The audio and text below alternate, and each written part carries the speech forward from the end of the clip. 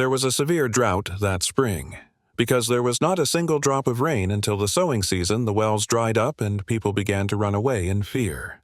However, the Count of Kazel, who ruled them, considered the villagers' flight a serious crime and began sending soldiers to discipline them. The leader of the soldiers was Prince Kazel, the son of the Margrave of Kazel, a powerful wizard, said to have the blood of the new king flowing through his veins. He hung villagers who tried to escape from trees and confiscated their property. He also commandeered the village hall to make it his camp and brought village girls there to help him with the work. The people were even more terrified when they saw a woman who had been taken away and was raped by a band of bandits, the soldiers of the Count, who were no different from a group of bandits and returned in a miserable state. The girl decided to run away with her fiancé's family. However, Prince Kozel, the son of the Count, who was truly a wizard, was blocking their escape route. "That's why there's a problem." Kozel pretended to shave his beard with the blade of his longsword and looked at the terrified peasants with contempt. "Even beasts know grace, so why are you worse than beasts? You are all descendants of the gods, and you are alive because you have received grace from us. Is there such an ungrateful case as running away in fear because it doesn't rain? That's not it. Please, at least the children." The girl and her fiancé's elders came forward and begged, but the soldiers rushed out laughing and pierced the children with their spears in one swift motion. "Stop!" At that time, Prince Kozel stopped them. "How can you be so thoughtless, you idiots? You really don't know what fun is?" "Oh, your majesty. We are ignorant and don't know. How can we have fun?" The soldiers kicked the children who were impaled on spears and pulled out their spears, grumbling like rascals. First, have people climb up onto a slightly tall tree. Then have the child support the parent's body and the wife support the husband's body. Ah! The soldiers were impressed by the plausibility of Prince Kozel's words. Soon, they skillfully hung a noose on a large maple tree at the village border. How could they hang people so easily from a willow tree whose branches are not very strong? How many people have they hung before? Hanging 1 or 2 people would be out of the question. "Ah! No! Safia! Run away!"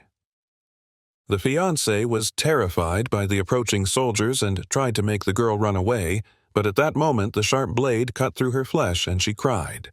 Kozel split her fiancé's back. "Ah! If I take care of it in advance like this, I'll die too soon. What a mistake." Prince Kozel approached chuckling and holding a bloody sword. "It's okay. This guy will have a rope tied around his waist. Then he will last just as long as the others." The grumbling soldiers tied a rope around the waist of their bleeding but still living fiancée and a sandbag around her ankles and hung her from a tree.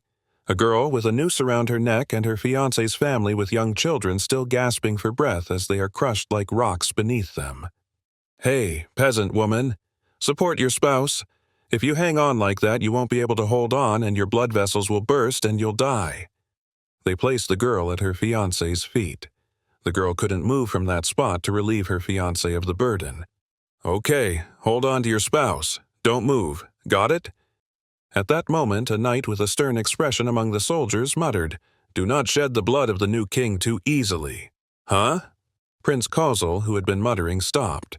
The man was a northerner in his early 30s, looking much older than he actually was, with silver-gray hair and a gloomy expression. The silver hair was a sign of his Yegasu blood, but the man's hair was closer to gray or white than that.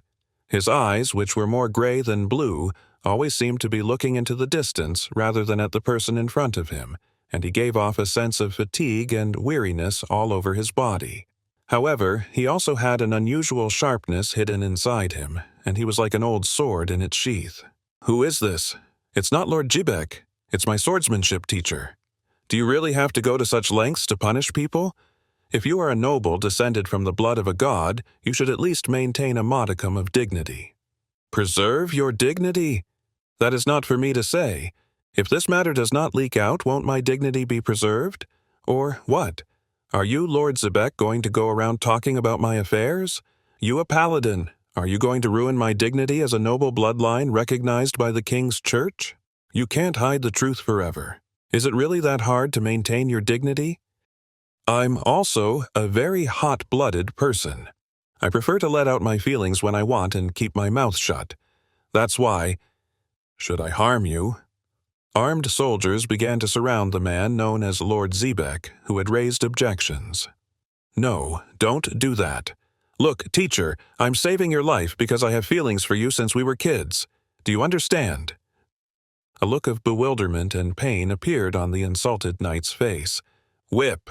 As Prince Kozel shouted, a soldier brought a whip. He hit the girl with it. Match! The girl groaned and staggered in pain as her flesh burst. Still, she did not fall but struggled to support her fiancé's weight. Okay, is this okay? Teacher, let's live life enjoying ourselves. Okay, then, peasant woman, hold out as long as you can. The count's son, Kozel, and his soldiers hung the girl's family from a tree as they tried to escape and then took their property and left. The girl stood there bearing the weight, enduring all the pain and humiliation, in terrible pain.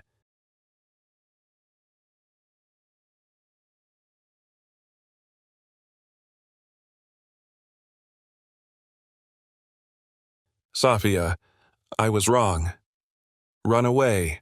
Folio! The girl shook her head, calling her fiancé's name.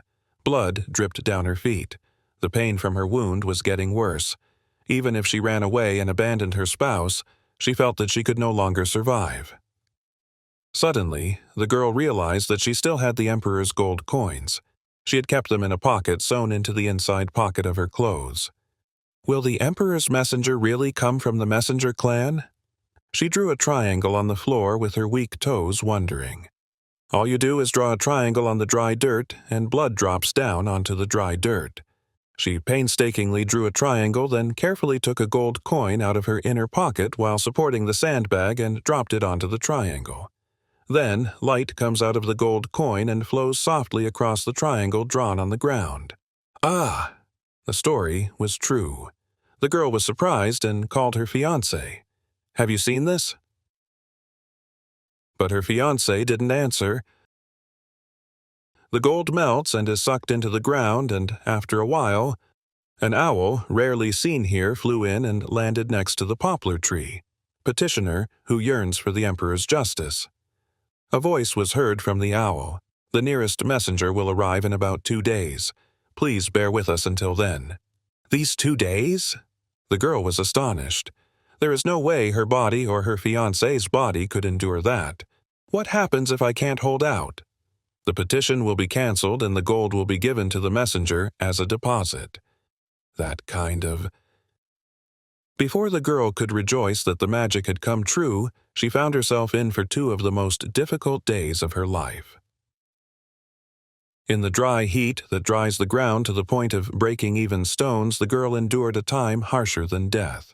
She stood there unable to sleep, holding a sandbag, her wounded body still wounded. When the sun set, a human shadow approached her. A cold liquid was soaked on the lips of the girl, who could no longer see, perhaps because it was dark or because her vision was blurry. It was water. Who? Fizzle.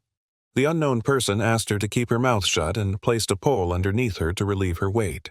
Suddenly, the girl felt her shoulders lighten and she sank to the ground. Can I eat it? Unfortunately, your husband is unlikely to survive. His wounds are deep, but you may be able to survive if you get treatment. It'll show if I bandage it. Get some sleep. I'll stay here and watch until the sun comes up. The girl did not believe the man, but her eyes closed on their own and she fell asleep.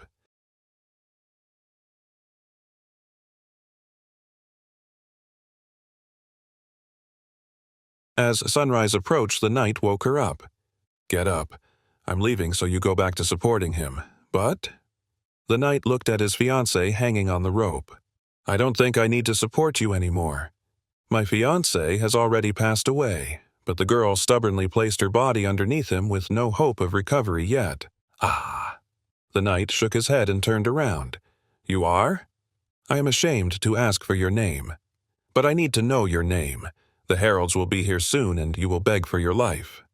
The messenger clan? The knight clicked his tongue when he heard the name. You mean the soulless, blasphemous killers of the new king? You petitioned them?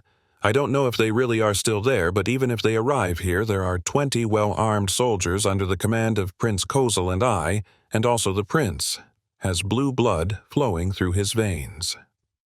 Blue blood. It is not a slogan or a metaphor.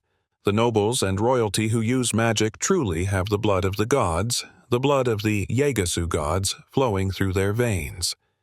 There is no way that a common person can be a match for those who wield magical powers that ordinary humans would not dare to approach. But the girl just laughed weakly. Even if you're a wizard, the heralds can kill you, because they're wizards too. The girl saw the gold coins disappear and the bird speak human language. What else could this be but proof that the heralds were magicians? After all, they were called the god killers, but wasn't that the name they got because they killed kings who had the blood of gods flowing in them? When the messenger clan comes, they will take revenge. Until then, I had to somehow hold out. You're not in your right mind. Well, there was just too much going on. It was too much for one person to handle. The reporter felt sorry for the girl, knowing that her condition was not normal. I will come again tonight. My name is Zebek. I am a knight of the King's Church. I am not telling you my name to beg for my life from the Kingslayer. If he comes, I will fight with all my might. The knight who had revealed his name carefully lowered himself as the sun rose and returned, hiding himself in the morning mist.